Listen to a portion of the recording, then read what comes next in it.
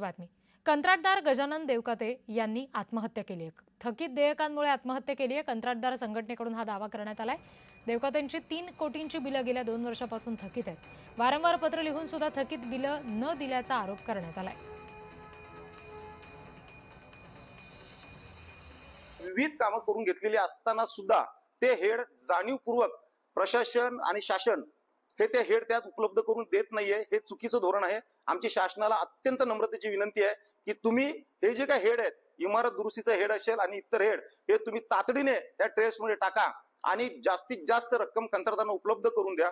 आणि जर तुम्हाला जर हे करायचंच नसेल, आता आमचे बळी चाललेच आहेत, तर एकदा आम्ही ते ठरवणारच आहोत. आणि रस्त्यावरती आता म्हणजे एक प्रकारे सर्वस्व सोडलेले जे माणसं असतात, तसं आम्हाला सर्वस्व सोडून रस्त्यावरती उतरून आम्हाला आंदोलन केल्याशिवाय पर्याय राहणार नाही. 45व्या वर्षी त्यांना काही उपायच दिसला नाही दुसरा. त्यांना काही मार्ग जेव्हा दिसत नाही तेव्हा माणूस काय करेल. पोरं बाळ सोडून त्यांनी सुसाईड कमिट केलं आणि हे 7वं अशा प्रकारे सुसाईड या ठेकेदारांमुळे झालंय.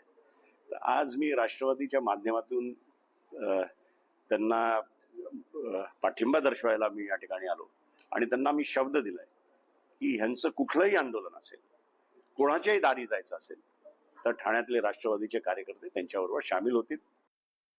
कंत्राटदाराच्या आत्महत्या अतिशय दुर्दैवी आहे, त्याचं कुणीही समर्थन करत नाही.